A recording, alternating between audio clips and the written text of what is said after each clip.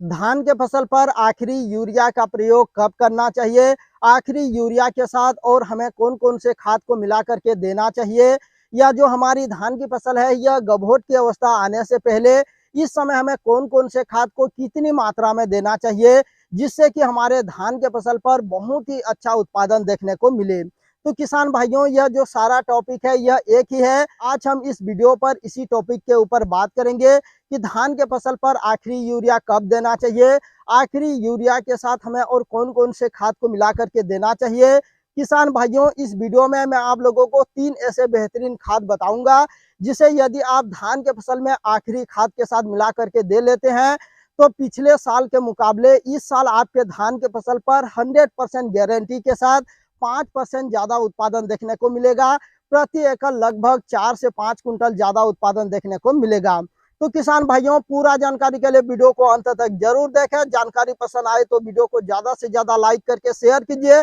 जिससे कि दूसरे किसान भाइयों को भी लाभ मिल सके। चैनल पर नए हैं, पहली बार देख रहे हैं तो अभी सब्सक्राइब करके बेल वाले घंटे को जरूर दबा दीजिए, क्योंकि हम खेती से संबंधित इसी तरह के रियलिटी जानकारी लाते रहते हैं। तो किसान भाइयों, चलिए शुरू करते हैं। किसान भाइयों, सबसे पहले हम जान लेते हैं कि धान के फसल पर हमें आखिरी यूरिया का प्रयोग कब करना चाहिए। तो किसान भाइयों, यह बुआई और रोपाई धान में अलग अलग हो सकता है, क्योंकि जब हम रोपाई विधि से धान की फसल लगाते हैं तो इसमें जो खाद की पहली डोज है 15 से 20 दिन के अंदर ही डाल लेते हैं, और वहीं पर जब हम बुआई विधि से धान की फसल लगाते हैं तो इस समय खाद की पहली डोज लगभग 35 से 40 दिन के बीच में डालते हैं, क्योंकि बहुत सारे किसान भाई जो खरपतवार नाशक का स्प्रे है यह 15 से 25 दिन के बीच में करते हैं, और इस समय खरपतवार नाशक को स्प्रे करने के बाद खरपतवार को मरने के लिए लगभग 8 से 10 दिन का समय लग जाता है, और इस समय जो उनकी फसल होती है यह 35 से 40 दिन के बीच होती है, और इसी समय बुआई धान में खाद की पहली डोज को डाला जाता है। तो किसान भाइयों, धान के फसल में यूरिया की जो आखिरी डोज है यह अलग अलग फसल पर अलग अलग हो सकती है। कहने का मतलब यह है कि जो कुछ लंबी अवधि वाली जो धान की फसल होती है इसमें कुछ किसान भाई जो खाद की डोज है इसको 3 बार डालते हैं,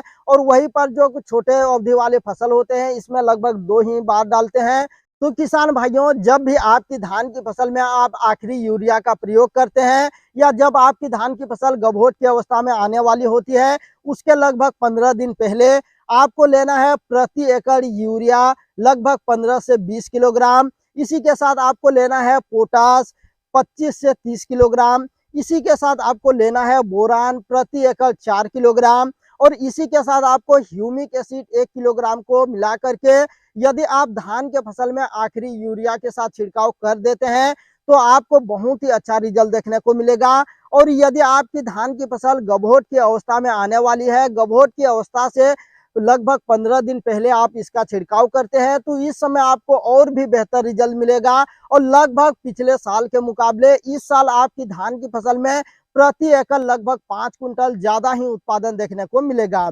किसान भाइयों, जब हमारे धान की फसल गभोट की अवस्था में आने वाली होती है तो इस समय इन खाद को हम सही समय पर डाल लेते हैं, तो इसमें जो पोटास का काम होता है यह पौधे के अंदर जाकर जो न्यूट्रिएंट बनती है, जो पोषक तत्व बनती है, जो भोजन बनती है, उसे पौधे के लगभग सभी तरफ फैलता है। जब बालियां बन जाती है तो इस समय जब दूध भराव का समय होता है तो इस समय जो पोटास का काम होता है वह जो दाने होते हैं उसमें दूध भराव का काम करती है। जो पोटास होता है यह पौधे के जड़ से लेकर के पत्ती की नोक तक भोजन को सभी तरफ अच्छी तरीके से फैलाता है, दाना को ठोस बनाता है, वजनदार बनाता है, चमकदार बनाता है। इसी के साथ आप जो बोरान डालेंगे, इसमें जो धान की फूल लगने की समय की फूल होती है उसको अच्छी तरीके से विकसित करती है। इसमें जो दाना होता है दाना में भी भराव लाता है, वजनदार लाता है। बोरान का काम भी बहुत ही महत्वपूर्ण होता है। इसी के साथ यदि आप ह्यूमिक एसिड को मिला लेते हैं तो यह आपके लिए सोने पे सुहागा हो जाएगा, क्योंकि जो ह्यूमिक एसिड है यह धान के फसल में नहीं लगभग सभी प्रकार के फसलों में लगभग सभी तरीके से फायदा ही पहुंचाता है।